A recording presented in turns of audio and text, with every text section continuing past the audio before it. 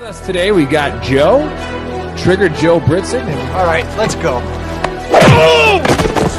try to get a matchup with a gunner. Oh, goes the lead. Francis is gunner. But this is just a fist. When I start throwing it around, I can leave one hell of a mess. Let's dance. Multiple occasions. Wow, it looks like they're going to swing to the very end. And he wasn't kidding. Wow. It's very rare. What a finish. Another one. It really poses the question, what do you want to do? Do you want to take a chance and risk getting knocked out? Oh, my God. Oh my God. Trying to take care of business, trying to get control. Oh, it's a knockout. Oh, my It's a knockout. And it's closing in, trying to finish it, and it's over. Because I'm going to take this foot and I'm going to whop you on that side of your face. There's not a goddamn thing you can do about it.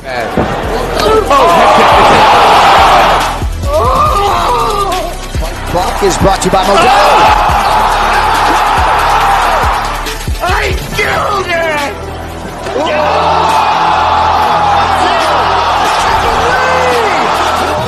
Punch me right in the face, man.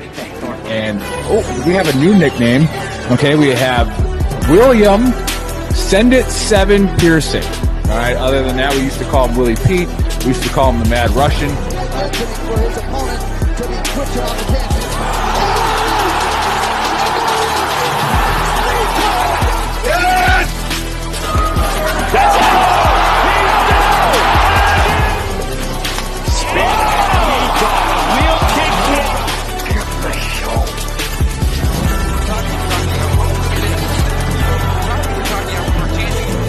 Now you're gonna get it, Bobby!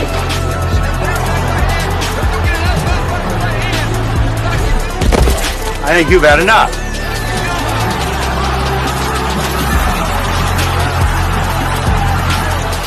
No? Now you've had enough. Bitch. Wow. How good is this? Finish him!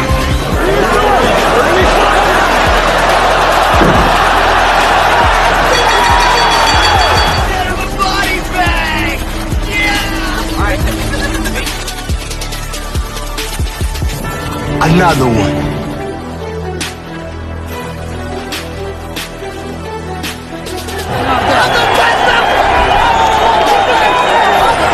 Everybody gets triggered. It's just if you become a pansy. That's in the Book of Brawl. I'm not surprised, motherfuckers. You called down the thunder, well now you got it. Gotta be very careful.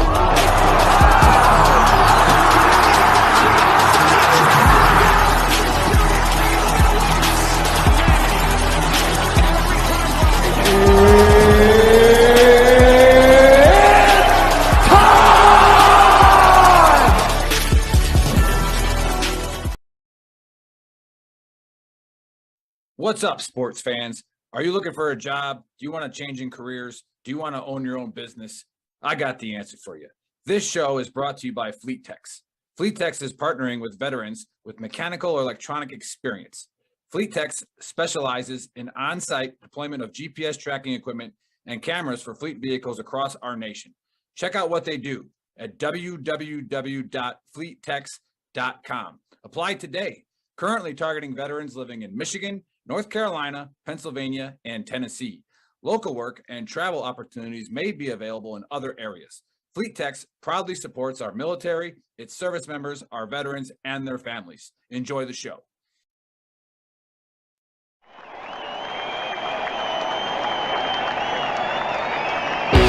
This is the Veteran Trash Talk Sports Betting Show with your hosts, Trigger Joe, Send It 7 Pearson, and the Big Earl. UFC, NFL, if it's on, we're betting on it.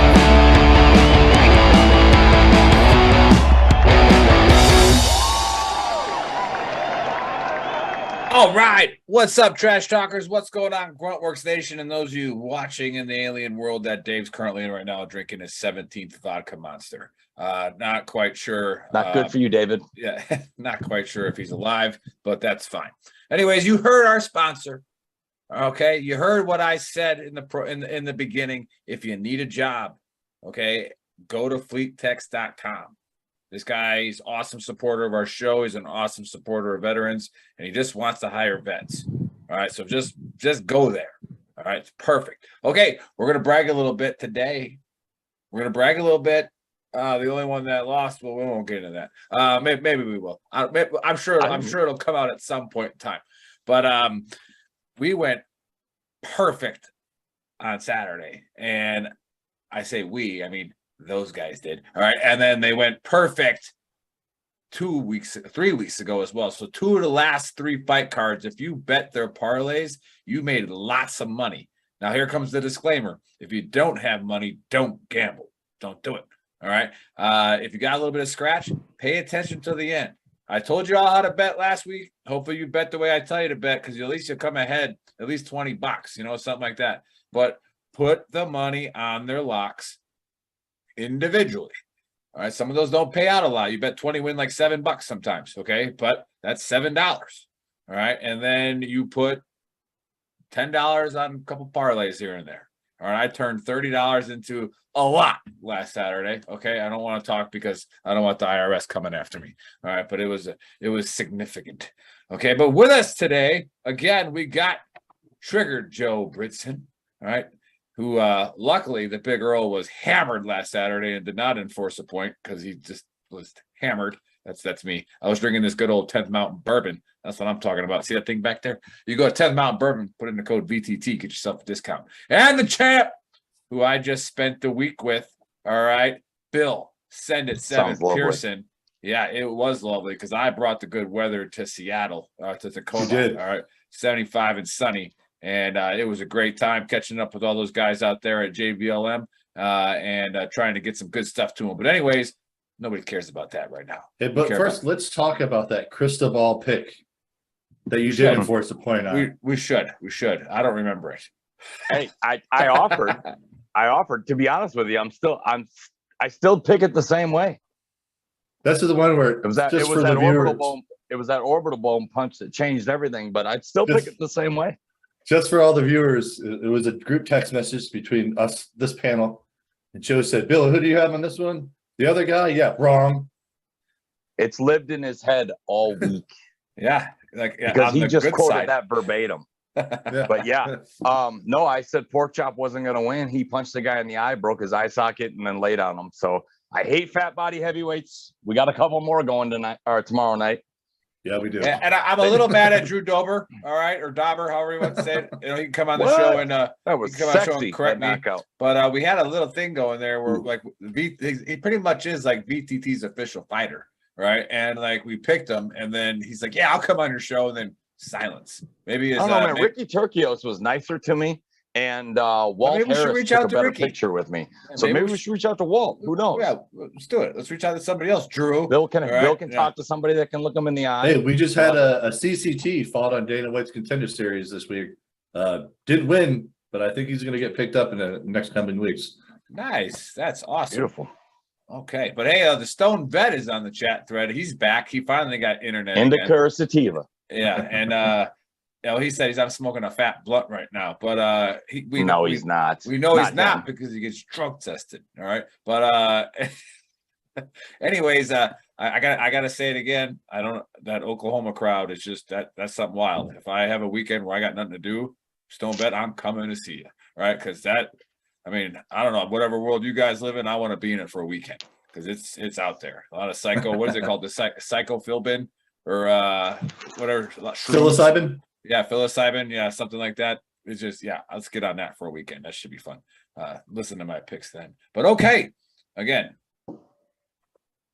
pay attention to the end, guys. All right, these guys are going to go through all the fights on the main card. At the end, they might even go into some of the prelims. And they're going to give you the locks, the parlays, and the DraftKings sleeper. Again, if you don't bet, don't bet. All right, you don't got money, don't do it. All right, and then if you're Dan Dexter or Justin Lacey watching, you believe the nerve of these fucking officers? Let's get off subject for a second. All right, so this is what happens when you talk to officers. Okay, they sound arrogant already. Yeah, exactly. Like they start giving me shit about betting advice, and I go, Dan, didn't you just hit a very large parlay because of our show on Saturday? Didn't you hit one 2 weeks ago because of our show on Saturday? And then even the other officer goes, "Oh, send me a link. I might stop by." Oh, you might, Justin? You might stop by? All right. This is okay. Retention is low in the Army. Do me a favor. Resend the invitation. Resend it. Yeah. You're the reason. Okay. You're banned. At this moment, you're banned from the store. Anyways, I got big shout to our sponsor again, Fleet Techs. They want to hire veterans. If you need a job and you're a veteran, fill it out. All right, go there and check it out. What can you lose? All right, embrace the ambiguity. Okay, let's get down into it. The Big Earl's reinvigorated. I saw a couple of studs when I was in Fort Lewis. Old buddy Barish out there. He couldn't do the ball throw 2 years ago, and all of a sudden he's triple stacked fucking Green Beret, right? Like, fucking awesome. So it was good to see him again. But all right, women flyweight fight, or a woman flyweight fight to start it out. When I looked at the UFC fight card for this when I was doing all my research, which was after I landed in El Paso at like 1600, but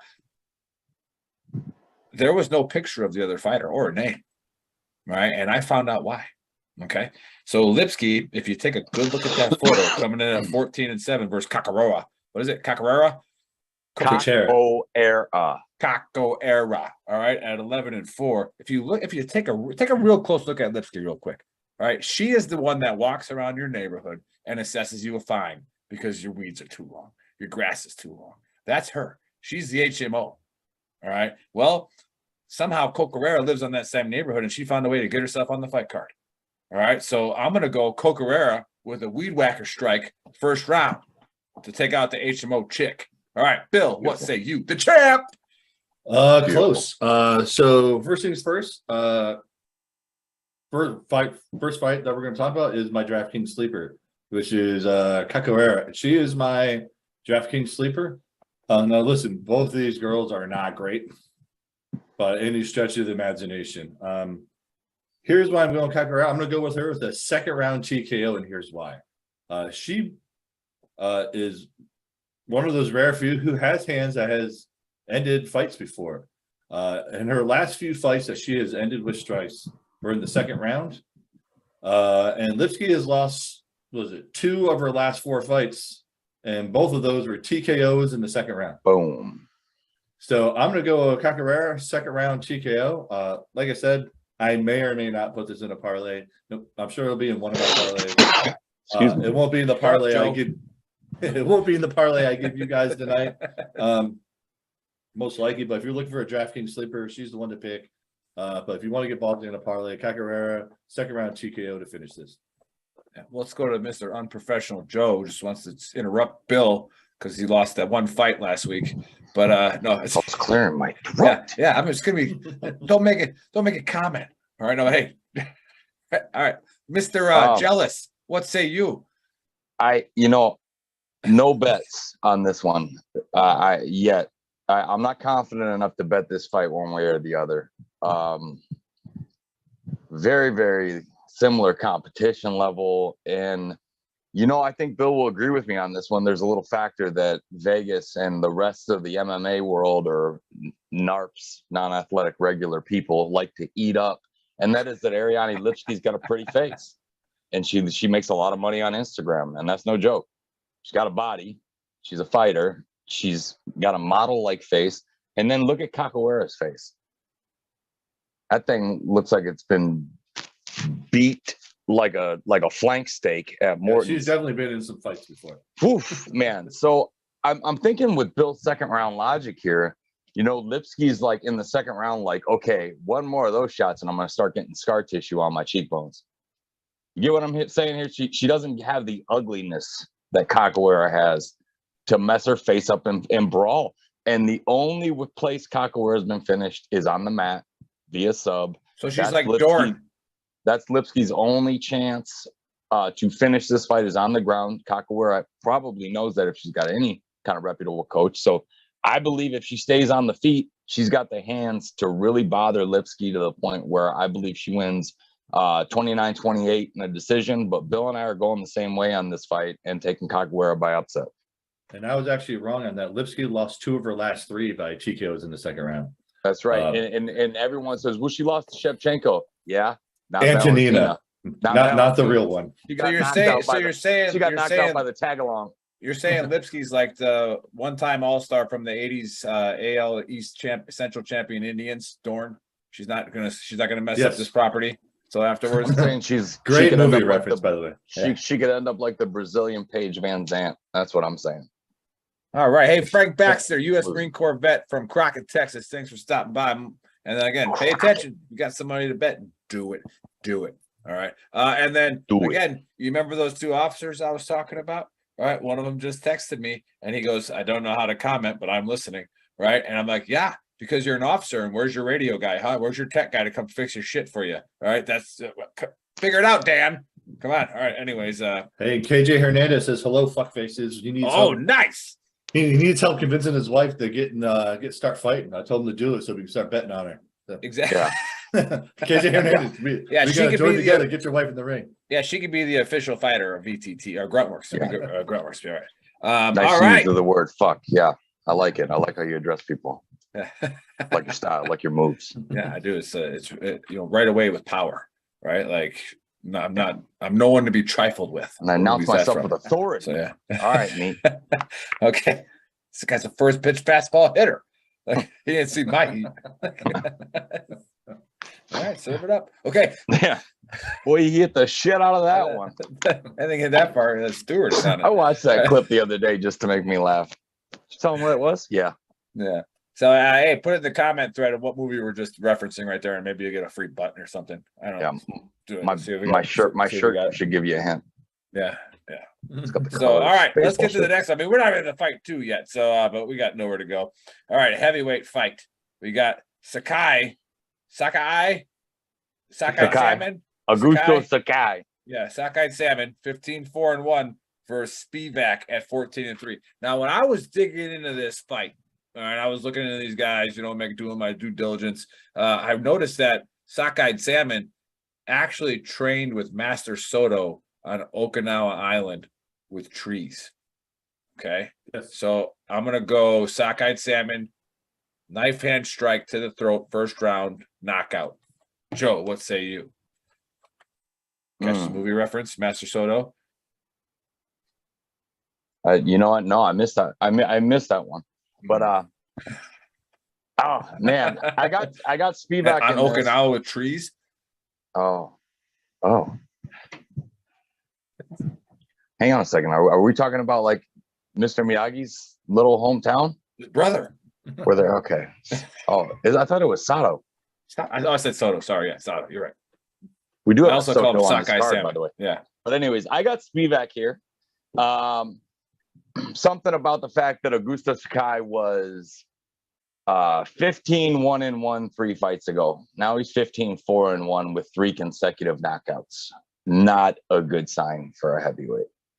Spivak is on the rise. I start seeing little wrinkles to his game with each victory. He bullied Greg Hardy, KO'd him, sent him to the bare knuckle fight championship, and that's where he fights now. And the only blemish on Spivak's record in the last 5 is against Aspinall. I think he knows that Augusto Sakai is kind of like Aspinall light, maybe Aspinall at 50%. He's got good hands. But that's where the comparisons with Aspinall stop. I don't like his takedown defense. I think Spivak is good enough to get him to the ground. And once he's there, I don't think Sakai is going to have the first clue what to do. So because I learned my lesson last week on getting cute with finish types and this and that and blah, blah, blah, blah, blah, I bet this one exactly the way I'm telling you. And I'm going to take Spivak money line. Just because I worry about him coming out there and being a destroyer of worlds. And with these fat body heavyweights, man, you get 1.5 rounds of lightning and then 1.5 rounds of ugh. So if it doesn't end, you're not looking at the same guy at the end of round 2 and round 3 as you did coming out. So I don't know if Spivak can run through Sakai like that. I think Sakai's hands are going to be good enough for Spivak to take the shoot a double leg, change levels, and get in there. And once that happens, there's a lot of lay and pray that takes a lot of time. So I'm going to go ahead and say Spivak wins 29-28, and Bill will probably have him by finish, but taking the safer play here just in case he's scared of Sakai's hands and wants to go to the ground. So I got Spivak by decision. All right. So, hey, well, one of the officers was able to make it and learned how to use an iPhone, and he was like, "Old man's references are from 1954. Try 1984." Okay, that's where it's coming from. All right, get on it. All right. Okay, let's go to the champ. Billy Zabka would have throat kicked you for that. Yeah. Honestly, No, tell us a lie, Bill. Joe's not that far off. I mean, he's right. I am going with the finish just because Sakai is just, I think that chin is done. I mean, and granted, his last 3 losses are to solid people. It was Overeem, Rosenstruck, then Tuivasa. But at the same time, those are 3 power hitters wrecking that chin. And if you go to, Spivak, his only 2 losses are, Aspinall and Tabur, which aren't bad losses. But Sakai's string of wins are also against the Ash and Trash. I mean, you're talking Chase Sherman and some other random no names. I mean, he beat Tabur, I'll give him that. But you guys didn't hear it, obviously, but before the show, Joe and I were talking, and we think just Sakai was a great guy in Bellator. This is just, it's like being great in AAA, but Major League Baseball is a whole nother level. I think that UFC is just a different level for him. And right now, the heavyweight division is stacked really with great talent. I just don't think Sakai is there. He's one more KO loss from me pronouncing his name Sagai. What's his name? Sagai. What's the guy's name again? So Sagai. I got Spivak by finish in the 2nd round. Now Sakai is he took Overeem to the 5th round. He still got knocked out, but he took Overeem to the 5th round, so he might make it to the 3rd. And Joe's right. It just could be a really boring 29-28 round where they both just die out and it's 2 fat guys leaning on each other. But again, I got Spivak to finish 2nd round TKO. Joe might be right. After 1.5 rounds, it just gets real boring. And it's 2 big guys that are just fucking tired. But I'm going with Spivak TKO 2nd round. To caveat off, Bill, over 2.5 on FanDuel is paying plus 150. Under is minus 192. And the distance is plus 194 to go and minus 260 to end inside. So a little teaser there. There you go. Yeah. And then Mark Kershaw, the old 2P guys on the chat thread. What's up, Mark? Hey. Yeah, airborne. I like your knives. So okay, the next fight, a woman flyweight fight, and we got Walker at 8-2 versus Miller at 3-1. Now, I didn't call them by their first name, but I'm going with Brogan here. And if you take a look, she looks like a pissed off mother, right? And you know what happens when you piss off a mother. Okay, it's on. Okay, so I have a feeling she's gonna channel her inner like mother. And I think she's like 60 years old too. She's gonna come at her and just annihilate her mom style. So I'm going old woman style. I'm betting on the old woman. Maybe I'm wrong. I don't know. I could be drunk. But Bill, what say you? God, I hate this fight.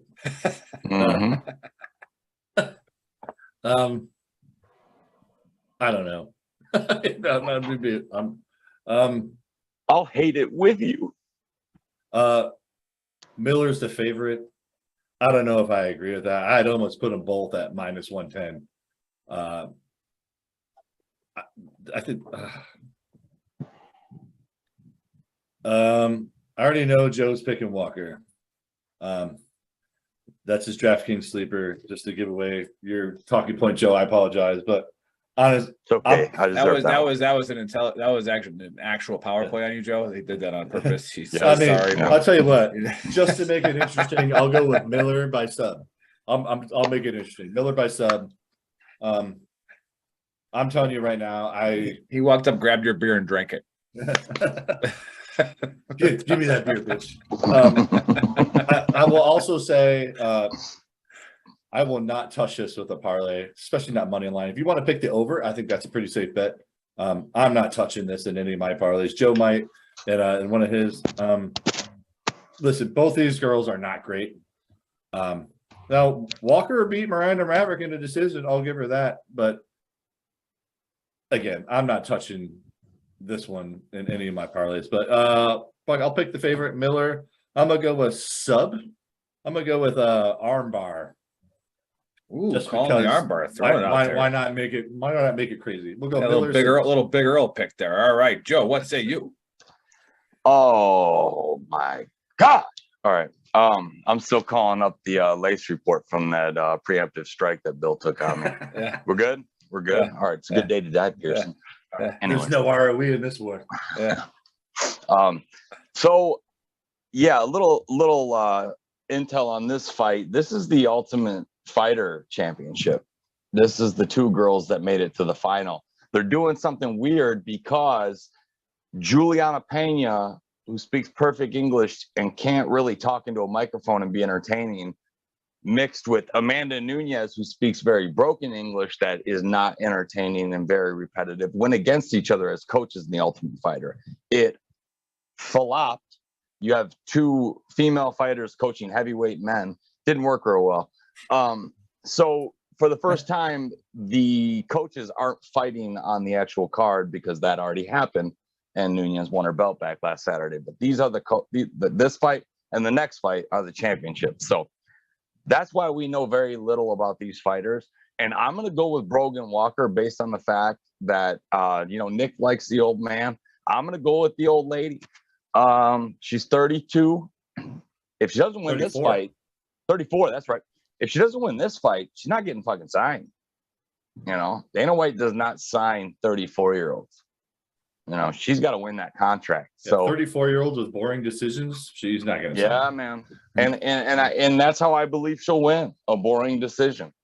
I think that she's got 10 fights to this girl's 4. This girl's a sub girl. I think if Walker stays on the feet and makes it like a glorified sparring session with a few kiosks in there, because Sal D'Amato loves to give away title belts if you make noise. God, that's so true. All right. Anyways, I'm going to take Brogan Walker by decision, and I am also going to set my alarm to wake up as the third round is ending. 15 minutes later, so, I'm up. I'm awake. Yeah. I'm up. The fight sees me. I'm down. But no, I got Brogan Walker by decision, and this won't touch my wallet. No, hell no. I do have to give another big shout out to the Stone Vet again. I don't know if he's still watching, but he's back, and so he's releasing his Marine Corps Wednesdays on our platform again, and he's going to try to do I think what I picked up from the last episode is he's going to try to do a little bit more like educational style podcast on essential oils and holistic heals and all that kind of stuff. So pay attention if you're into that voodoo psycho Philbin, however Bill said voodoo, it. Right? Yeah. Psilocybin. Yeah, you're a PhD candidate. You're supposed to say it right. All right. Anyways, yeah, as soon as he gets that doctorate, I'm just and a big shout out to on Gruntworks, Tim Moore is watching again. Tim Moore has been watching this show a long time. So I make it a point if I see him on there, we gotta give him a shout out. He's a longtime fan. Yeah, hit us back, man. Have you been betting on us? Let us know how you're doing. Yeah. Hey, also Tim, message VTT's Big Earl and send me your address. I'll throw you something your way. Do that for sure. All right. Big shout out to our sponsor, FleetTex.com. All right. If you're a veteran and you need a job, go get it. All right. You can definite potential for 6 figures if you bust your ass a little bit. And if you have any, automotive and electrical background, get in there. All right. And then again, he might not have availability in your area, but it could always open up. And then you might be the first one on the list to call. So give FleetTex.com a try. Go ahead, Joe. He might drop 4 months of work in your lap like he did with me. It just depends on where you're at. But North Carolina, Pennsylvania, Michigan, and then he's got seasoned guys scattered all throughout the country. So I'm telling you, man, if he says we got work, they got work. And this has been one of the best decisions professionally that I've made in my life. I love going to work every day, man. I really do. So nice. Give it a shot. Hit him up. All right, let's get to it. A heavyweight fight. And you got Usman, who somehow put on like 400 pounds since his last fight. All right, he's his brother. I know it's not the same one. All right, I saw a TikTok video of the little guy rubbing his shoulders. All right, and then you got is it Pog? Pauge? Poj? Puga. Poga. Pauga. Is there like an umlaut over the O? I don't know, but 6-0. All right, and it's real simple. This one was a real easy one to pick. We're gonna go. Let's see here. We're gonna go Usman by Blood Diamond. All right, Blood Diamond choke. I don't know if you've ever heard of that before, but it's real. It happens. So Usman, Blood Diamond choke, second round. Joe, what say you? And like I said, the last fight, this is the men's championship of the Ultimate Fighter. Yes, that is Kamaru Usman's younger brother. And you might think, oh, younger brother, he's a kid with the future. Pump the brakes. Kamaru Usman's 35 years old. This guy's 33, right? He's the Antonina of the Usmans. Exactly. And the difference between Antonina Usman and Kamara is, can I call him that, Bill? Is it okay? Oh, absolutely. Absolutely. I'm not saying Muhammad. I won't say it. You can't make me. Yeah. No, the difference is, you just said it. His little brother, the little Usman, who's a giant individual, played defensive end in the NFL. So he is a phenomenal athlete. And because we'll say it, because we've got a pair and we're not ashamed to admit that we're men and we like to talk like that every now and then. He is a defensive end who doesn't punch women. So, that's good for the UFC, right? Greg Hardy's out of there. See a woman beater. All right, this guy. Anyways, oh man, everybody, all the experts right now on these Ultimate Fighter fights, I'm doing research. I'm finding some MMA nerds that are checking it out. I'm going back and watching. Man, is it hard to look at these guys standing next to each other and pick against Usman? I mean, my God, the body types are absolutely staggeringly different. And the one thing I noticed about both of them is they're really small heavyweights. You don't see a whole lot of heavyweights under 240 that are I don't think there's any in the top 10 under 240. So, oh my God, I'm not betting this fight. And just for shits and giggles, because my eyes are like telling me go this way. This Pauga, the one thing I know about him, he's got 6 fights and 4 of them have went to decision and 2 of them have finished, which means he doesn't bang real hard because heavyweights usually finish people. He goes the distance a lot. Usman, if you try to find his stats on ESPN, it goes to the University of Arizona's football team because that's where his last stat was said, literally on ESPN because he was a football player in college. The thing I like about Usman was he was a 2-star recruit and he made an NFL team. That shows he's got some kind of heart. The fact that he's got that kind of discipline in his body and the way he looks, he hides behind a jab and a massive right hand. And if he can't deliver that, he's in trouble.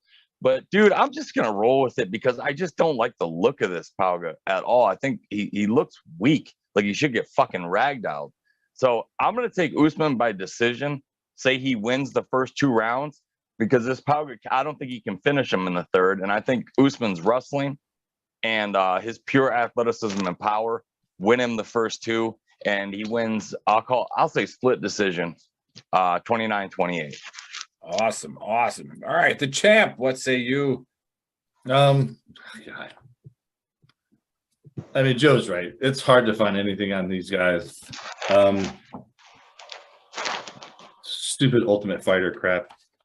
I'm gonna go Pauga. Here's why. But here's why. Usman is the bigger guy. I don't think he's that great. I think the last name and his brother's camp is helping him get to where he is for sure.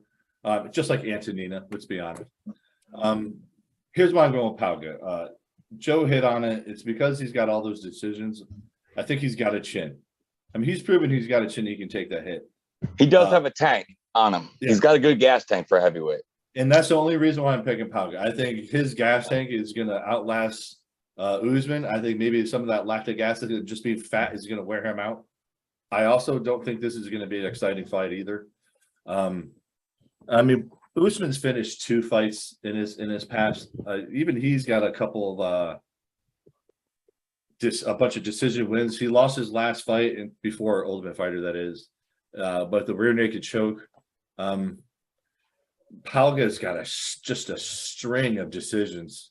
His last time he finished someone was in 2021 in LFA against some no-name guy. I'm picking Palga. I think it's going to be a decision. I'll actually go with the split decision on this one. We're split decisions opposite way. Yeah, we're split decision opposite way.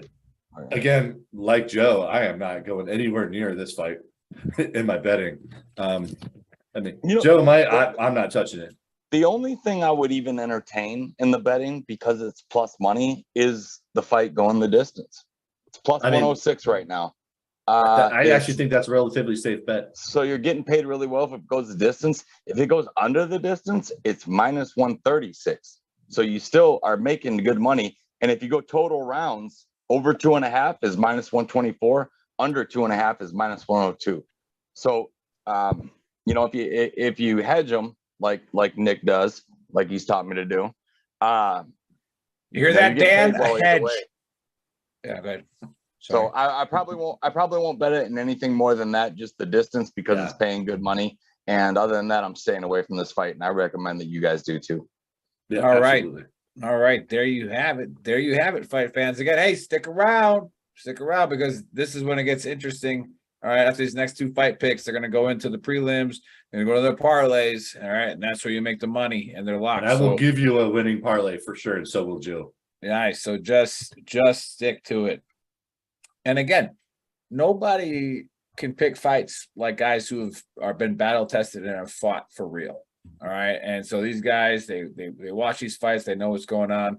I mean, I would say if Bill was the champ, I'd make fun of him because, I mean, when you drop 500 pounders on your buddy, I don't know if you really know about fighting, but apparently that's it. So, but it is what it is. Okay, let's go. Takes a point away. Yeah, it's a welterweight fight. It's a welterweight fight, and it's the co-main. And you got Luque, right, at 21-8 versus Geoff.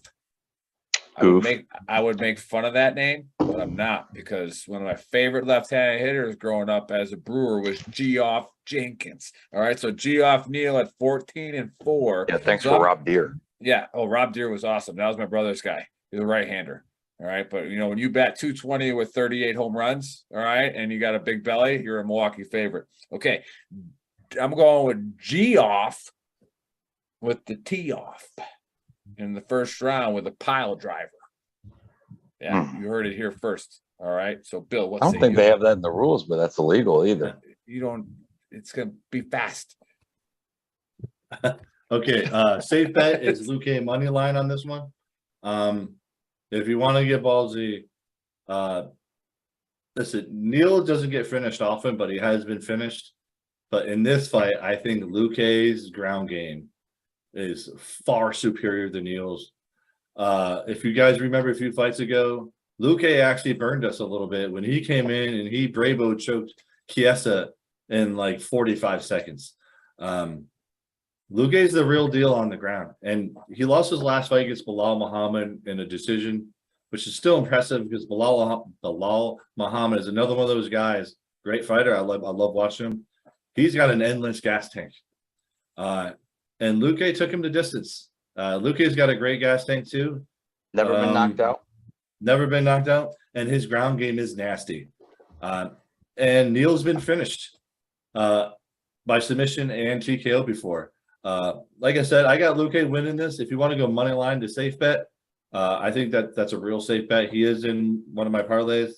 But Luque to finish by a sub, I think is if you want to get risky and see if you want to make some cash, take Luque to finish by sub. I think that is a very good possibility. But if you want to play safe for a long money line parlay, take Luque to win by decision. All right, Joe. Trigger Joe, what say you? Yeah, buddy. I like where Bill's at. I think that is his most obvious advantage. Vincente Lucas's biggest problem that I see is that if I was in his corner, I would tell him to be a little more tactical. This guy loves to brawl. This is the best fight of the night, guaranteed. Jamal Hill is one of my future stars. I'm looking forward to the moment when he fights Yuri Prochazka, because I really do believe it's coming. But his competition doesn't come up to where he's at. This is one of the best competition, top 10 fights that you can make in that division. And I do believe it's the best fight on the card, competition top to bottom. That being said, Jeff Neal knows what he's good at. He gets in, gets out, and he gets his yep. There you go. Not gonna happen. Leaves the money on the dresser and he's done with you. No, I'm just kidding. But he doesn't brawl. He's very tactical. And that's why he hasn't been finished a whole lot, because he doesn't get careless. Vincente Lucas got a legendary, that fucking anvil chin of his. He loves a brawl. He loves to get into a firefight. He loves to stand and bang it on the feet. And I think if Neal's not going to give him that, he knows if his corner is worth its salt and Jeff Neal does what Jeff Neal does, which he will outpoint anybody.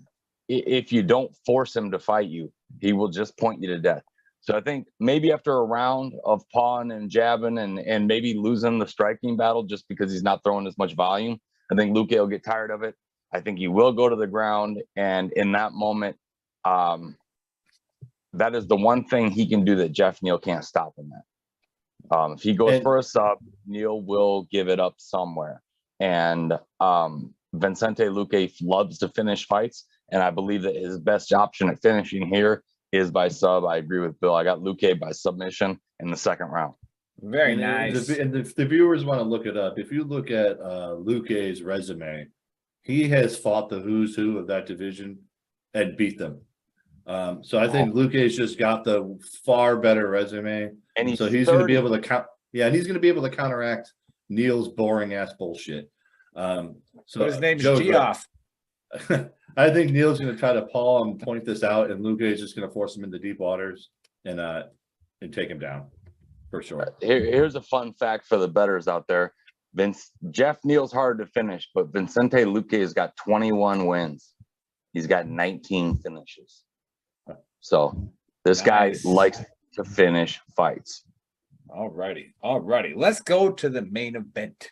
And now remember, those of you watching for the first time, okay, you might have a hair up your ass and bet with what I'm doing, but don't bet what I'm saying. I got no idea. Okay, just another disclaimer out there, because I see a couple of new faces coming on the chat thread. Like, don't listen to me unless you want to make like $10 million on a $5 parlay, because I don't know what's going on.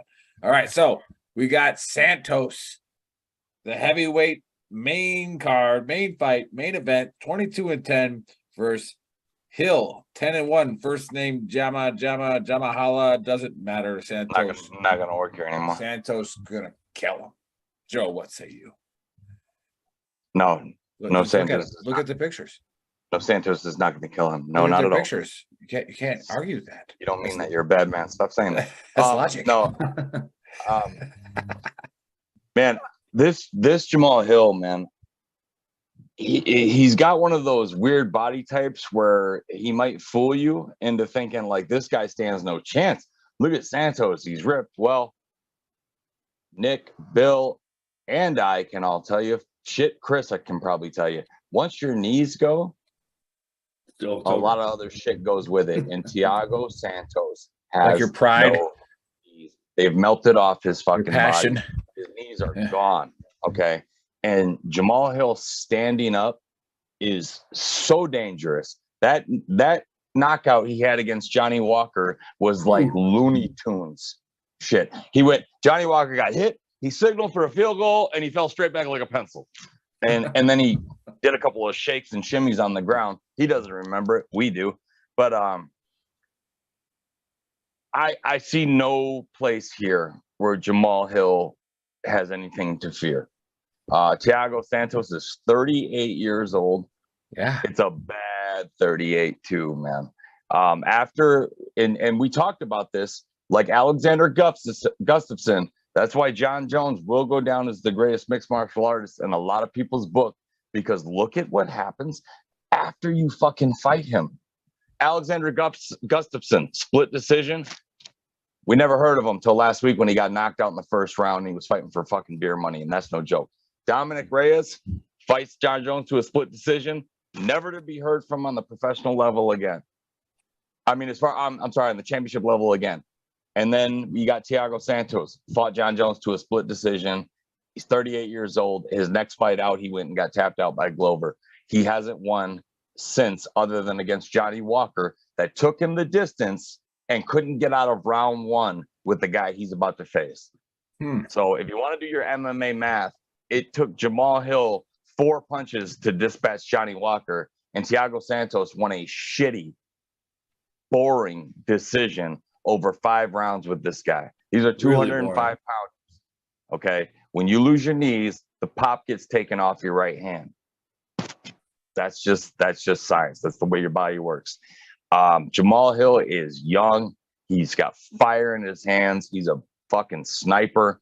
I got something real for your ass. Him and Yuri Prochazka would be a fantastic fight, just because of the fact that Yuri showed in that Glover fight that he will take some punches, and Jamal Hill will give them to you. So I got Jamal Hill getting Santos out of there, and I don't think Santos's chin is glass, but I do think it's easily touched and it can put him to sleep. So I think Jamal Hill touches the knockout button in round 3. Very nice, very nice. Now, to be fair, for the record, I've never lost to any of these fighters in the octagon, but that's the first time you brought up a name that has knocked me out before. That's Johnny Walker. That has happened. So, Bill, what say you on the Nolan Ryan's never thrown a fastball past him. Never thrown a fastball by me.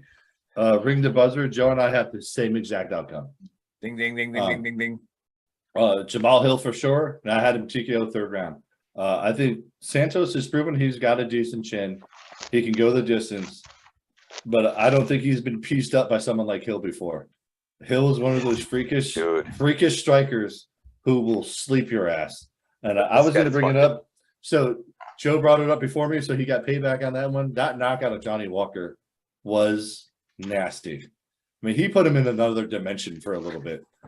He put him in Dave's dimension. Yeah. Nick, have you seen what I'm talking about? Yeah. Yeah, he was drinking vodka monsters with Dave for sure. That punch landed on the forehead too. That's the crazy part. It hit him right here. Like Joe said, I think Hill's the next guy that he's gonna be fighting for the title real soon. And he puts on entertaining fights, so Dana loves him. He comes to bang, and he's got them hands. And Joe hit on an interesting subject earlier. We started talking about Santos's knees. Jamal Hill's going to come in and light up them knees with some leg kicks too. Oh my God! He's a huge light heavyweight. Yeah, he's going to slow him down real quick. So I got Hill TKO 3rd round, but I wouldn't be surprised if it happens earlier than that. I gave Santos some credit because he's gone the distance with some heavy hitters, but I don't think he's not ready for Hill, and he leaves his chin open for those taps. So I'm with Joe. Hill TKO 3rd round. Very nice, very nice. There you have it, fight fans. But now we're going to get into the good stuff. This is when I take the pen out that I've been holding this whole time, waiting for them to shut up and give me the money picks. All right. But let's stay with the champ. Bill, give us your locks, your parlays, and your DraftKings sleeper. Okay, I'll start with the easy stuff. DraftKings sleeper, I talked to you earlier, Capoeira. I think she's going to come out. I think she's going to finish this girl. She's my DraftKings sleeper. My locks are heavy favorites, so they're relatively easy locks to give you. So if you're going to bet them, you got to put them in some parlays, because I'm talking minus 850s, minus 1100s, and like minus, depending on what platform you're going through. So McKinney from the prelims, last I checked, was a minus like 850. I think Joe said he's bumped up to like a minus 1100. He's a some lock. sites, yes. Another prelim fight that's another lock for me is Oleg Jacek, I think is how you say his last name. He's fighting Sam Alvey. Joe and I both think Sam Alvey's going to hang it up after this fight. He's 0-1 and 0-7-1 in his last 8 fights. Alvey just needs to hang it up. And out of those 7 fights, I think he's been finished like 4 of those. Alvey is just a maintenance guy. He's the guy you come in because you need someone to fight for beer money. Putting 5 on Alvey. Yeah, but take OJJ, he's another lock. And honestly, I got Hill as a lock too. I think Hill's going to come in and he's going to wreck Santos's world. So for my parlay, I'll go from prelims and work my way up. I'm going to give you a real easy one that's safe. And I'm going to add in 3 extra ones if you want to get ballsy. So Brian Battle on the prelims. I think he's going to take his fight. McKinney, obviously. Olejczyk, obviously. Hill already gave you that one. Take Spivak over Sakai. I got that in a parlay. Another early prelim fight is Quinlan. I think Quinlan's going to take this Jason Witt fella. And then if you want a real safe bet, first fight of the night, Silva versus Egger. They are both boring as shit female fighters. So take that over. So Silva and Egger to over. So real quick again for you guys to write these down. Easy parlay, Battle, McKinney, Olajaychik, Hill. If you want to add to that, Spivak, Quinlan, Silva, Egger, take the over. All right, there you have it. Joe, same thing. Give us the locks, the parlays, and your DraftKings sleeper. You know, my DraftKings sleeper is gonna be Brogan Walker, but Cachoeira is also an underdog, and we picked her. She's actually a bigger underdog, but I'm not super confident in that pick. Also, Miranda Granger is fighting Corey McKenna on the prelims. She's plus 175 right now. She's got 9 inches of reach on this girl. She's a better striker. She's more well-rounded.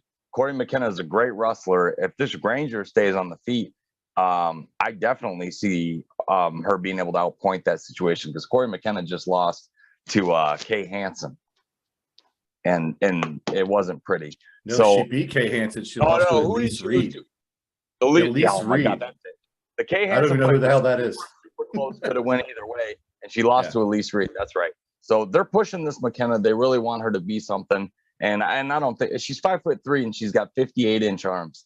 58-inch arms. If it tells you the discrepancy here, John Jones has 84.5-inch arms. Both of them fought in the UFC. So, anyways, I'm just saying. Obviously, big difference, but she's really short. She's got short arms. I don't see anybody finishing anybody. She's a carny, small hands. My DraftKings sleeper is going to be Cachoeira. I'm going to stick with that one. I'm sorry, going to be Brogan Walker, but I just gave you 2 other solid underdog plays to go with too. My locks are Corey McKenna and Miranda Granger to go the distance. 115-pound females. Not a whole lot of finishes between either one of them. That's the second fight of the night, so get them in quick. Michael Olajaychik over Sam Alvey. Bill already touched on all my points there. Terrence McKinney also. I believe this is a get back on your horse fight for him. Took a bad loss against Drew Dober, but also was 1 punch away from being the first guy to ever finish Drew Dober. We've never seen Drew Dober hurt like that. Nick, you remember the Drew Dober knockdown? No, that's what I was saying, where he was throwing those little half punches to try to tell the ref he's still awake. Like, he put him on Clear Street like nobody I've ever seen before. And just since I'm talking about Drew Dober, that's what you fucking get, ass clown. Who was that? Alves dancing around after all those shots? Keep dancing, you fucking clown. I can't stand that shit. And when he liver punched him, I swear to God, I said, lay down, bitch. I screamed it at my TV while holding my 17-month-old. Don't judge me. I was fired up. But anyways, he doesn't know what I'm saying. So Terrence McKinney's a lock. Michael Olajaychik's a lock, and Jamal Hill's a lock. So Bill and I just gave you 3 of the same locks. So take that one to the bank. Here is my parlay. It's an 8-fighter. We're rolling from the prelims on up. Corey McKenna and Miranda Granger to go the distance. Brian Battle over Takashi Soto. Terrence McKinney over Eric Gonzalez. Olajaychik over Alvey. Sergey Spivak over Augustus Sakai. Brogan Walker and Juliana Miller to go the distance. Vincente Lucas and Jamal Hill. All right, there you have it. That parlay right there is plus 679. $20 pays you back 200. It's not huge, but it's definitely something parlay I'm very confident in hitting. Right. So there you have it, fight fans. And again, sometimes the parlays don't pay like that. Now, last week, the reason we made so much money was there was a couple fights where these guys called finishes, and they both happened within like 30 seconds of both fights starting. And so that was like real easy. It was like, got that one. Yep, got that one. All right. So we called the under on Lucas by sub is plus 500 right now on FanDuel. Right. So that's another one you can throw in there if you want to get dangerous. All right. But again, I know, like Bill said, he goes, if you got to put these favorites in a parlay, don't. All right. You can put them in the parlay, but bet $20 on each of them. All right. It might only pay you back $5, $6, but you just made all your parlay money back. All right. So now you're betting a parlay with free money. So bet the locks and then bet half of what you bet on the locks on the parlays. That's what I do. And usually it turns out okay. All right, but that should about wrap it up here. But like we always say, we have fun on this show. We have fun on the, it's about UFC, it's fighting. But again, let's not forget what our community is built for, what it stands for. All right, we are here to take care of each other. We are here to give you guys entertainment and also make a community full of a bunch of warriors and warrior supporters that want to take care of each other until we can't do it anymore. All right, and then we pass it off to the next generation. But we're here to end veteran suicide. We're here to help Gold Star families, mothers. And it's, like I said, speaking of the Gold Star families, before I give Bill the last word on that, actually, I'll let him talk about it. Then I'll introduce the guest for Saturday. But yeah, take us away, Bill, with Gold Star Teen Adventures. Again, ask all you all every show, reach out, go to goldstarteenadventures.org. I share all their stuff on VTT. Please go to their site, follow them on Facebook. It's a great organization. All your money goes towards helping Gold Star kids. Like I always say, we all do the RRP till Valhalla on all the people, all brothers and sisters we've lost, but no one thinks about the kids that they have left behind. This organization takes these kids together, takes them on all types of camps and trips and scholarships. Please reach out, goldstarteenadventures.org. All your money goes towards helping kids of our fallen brothers and sisters. Absolutely awesome. Absolutely awesome. Now, the Trash Talk Hour was on vacation for a month, and we're back. All right, we're back tomorrow, 1700 Eastern time. And I read this guy's book on the way to go see Bill, half of it, and the other half on the way back. And it's a Marine recon guy that was raised by missionaries in the jungles of Indonesia. Right, this guy has some serious stuff that he wanted to write down. And it's a great book. It's a scatterbrain book. It's awesome. And the title of it is The Perfect Fucking Life, right? What a great title for a book. It's awesome. Go check it out. He's going to come on the show and talk about it. And it's really easy for Marines to read because some pages only have 4 words on it, right? And, but is it black and white? Yeah, no Crayola. Well, they ate them all. So he couldn't put it in color. But no, you can't. I've tried leaving them around. I got the 64 pack, the nice one with the crayon sharpener in the back. They eat them. They just fucking eat them. They don't care. Yeah, they don't give a shit. So so anyway, 1700 Eastern time tomorrow. We will see you live with the Trash Talk Hour with author, Marine Recon veteran Jason Morrison with The Perfect Fucking Life. See you guys tomorrow. What's up, sports fans? Are you looking for a job? Do you want to change in careers? Do you want to own your own business? I got the answer for you. This show is brought to you by FleetTex. FleetTex is partnering with veterans with mechanical or electronic experience. FleetTex specializes in on-site deployment of GPS tracking equipment and cameras for fleet vehicles across our nation. Check out what they do at www.fleettex.com. Apply today. Currently targeting veterans living in Michigan, North Carolina, Pennsylvania, and Tennessee. Local work and travel opportunities may be available in other areas. FleetTex proudly supports our military, its service members, our veterans, and their families. Enjoy the show.